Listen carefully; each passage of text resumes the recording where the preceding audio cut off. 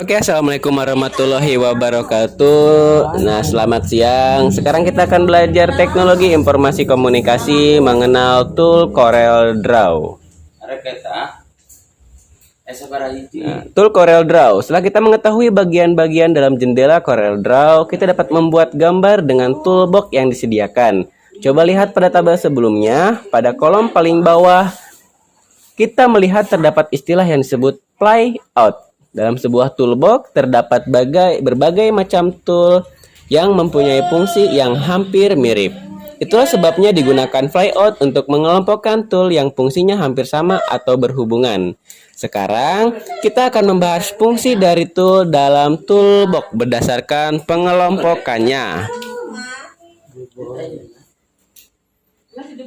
Hello, I am Dimas. Tool Corel Draw.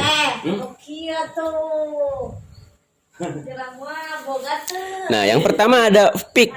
Nah, coba kalian lihat di gambar di samping ya. Nah, tool yang berbentuk seperti panah ini mempunyai fungsi utama untuk memilih objek dan memindahkan objek. Namun, bisa juga digunakan untuk memutar objek dan mengubah ukuran objek. Kita bisa melihat kegunaan pick pada saat itu dengan melihat perbedaan tanda pada sudut-sudut gambar yang sedang aktif. Nah, kalian lihat di bawah ada gambar pick berfungsi memutar objek dan pick berfungsi untuk mengubah ukuran. Nah, ini fungsi pick ya. Selanjutnya ada Shape Edit. Shape Edit merupakan kumpulan tool yang berfungsi untuk mengubah sebuah objek gambar. Misalnya memotong gambar, menghapus sebagian gambar, dan lain-lain. Terdiri dari 7 buah tool dapat dilihat pada tabel berikut ini. Nah, kalian lihat pada layar kalian ada gambar di bawah. Nah, seperti ini ya untuk Shape Edit. Nah,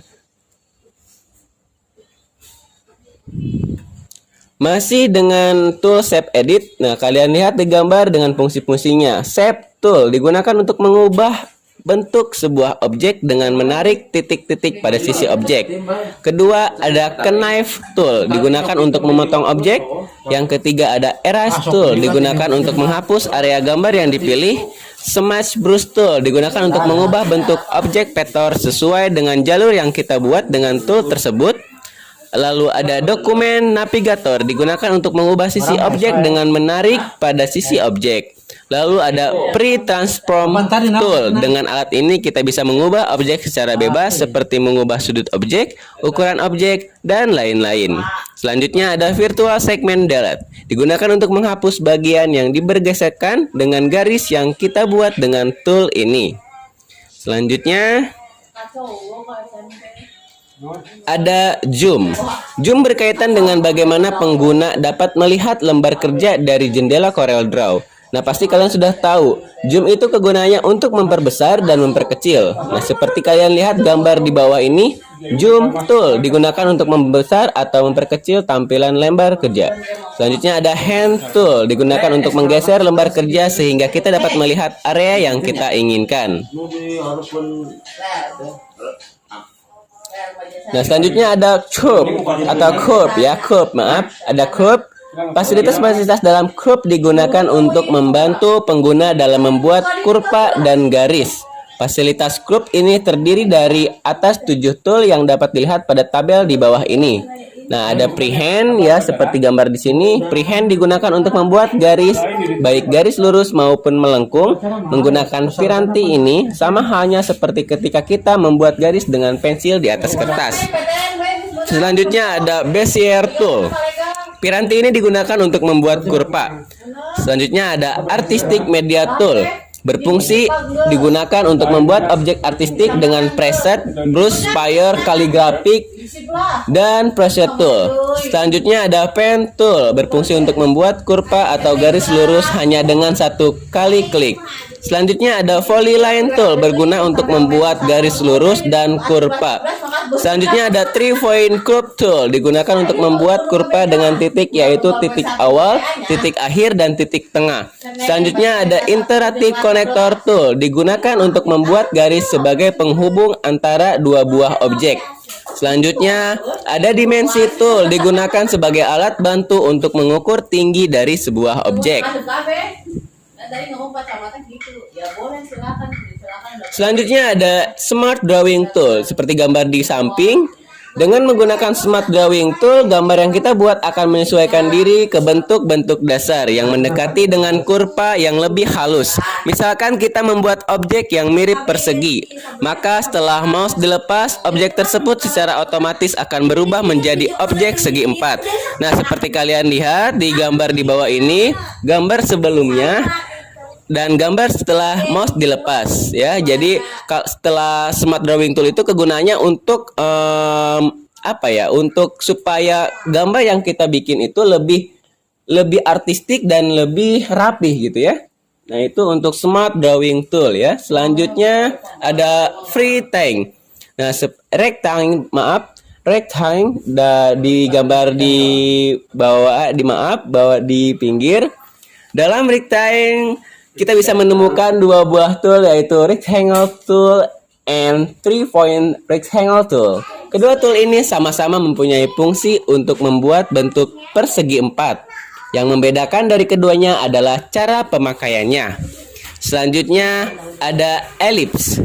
Ellipse digunakan untuk membuat bulatan, baik bulat penuh maupun oval. Seperti pada Rectangle Tool, yang membedakan antara Ellipse Tool dan 3-point Ellipse Tool juga dalam cara pemakaiannya saja.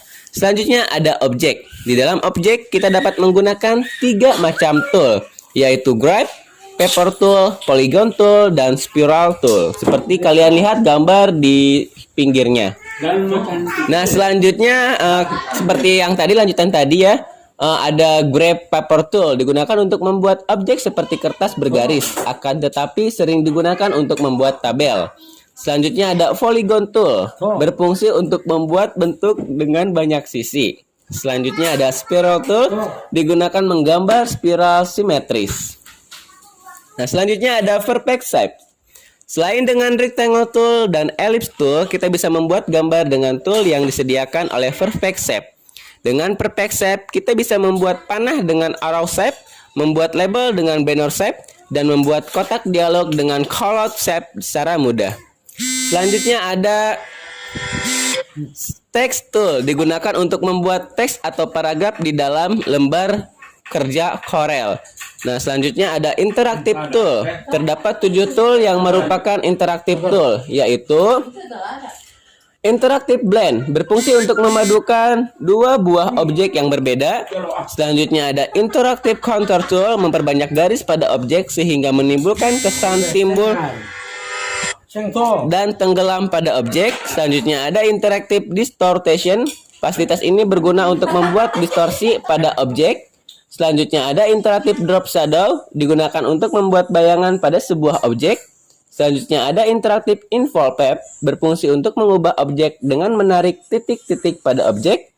Selanjutnya ada Interactive Extrude, berfungsi untuk memberi efek 3 dimensi pada sebuah objek. Selanjutnya ada Interactive Transparent, berfungsi untuk membuat objek menjadi tembus pandang atau transparan. Selanjutnya ada A-Drawer. Dalam kelompok A-Drawer, terdapat 2 macam tool yang saling melengkapi. Tool pertama adalah A-Drawer Tool. A-Drawer Tool yang disimbolkan dengan ikon bergambar pivot berguna untuk mengambil properti suatu objek, seperti warna, ketebalan garis, dan lain-lain. Selanjutnya, kemudian dengan Fan Busket Tool, kita bisa menerapkan properti objek yang kita dapat dengan A-Drawer Tool tadi ke objek yang lain. Untuk lebih jelasnya, lihatlah gambar 1.18 atau di pinggir. Kemudian, ikuti langkah-langkah berikut. Buatlah 2 buah objek dengan properti yang berbeda. Misalnya, objek pertama berwarna merah dengan garis tebal dan objek kedua berwarna hitam dengan garis tipis. Lalu yang kedua, letakkan A-Drawer Tool di atas objek yang akan diambil propertinya. Klik mouse, pilih Pan Basket Tool. Letakkan Pan Basket Tool ke objek yang akan disamakan propertinya dengan objek pertama. Selanjutnya, dengan tool ini kita dapat mengubah properti berbagai objek sejenis tanpa perlu mengubah propertinya satu persatu seperti gambar di samping ya. Cara menggunakan A-Drawer dengan Find Basket Tool. Selanjutnya ada hasil objek setelah menggunakan A-Drawer Find Basket Tool. Oke, baik. Segitu saja penjelasan untuk hari ini tentang mengenal tool yang ada di CorelDRAW. Terima kasih. Wassalamualaikum warahmatullahi wabarakatuh. Any question? Nah, sebelum kalian ada pertanyaan, kalian bisa komen di bawah komentar video di bawah ini. Terima kasih. Wassalamualaikum warahmatullahi wabarakatuh.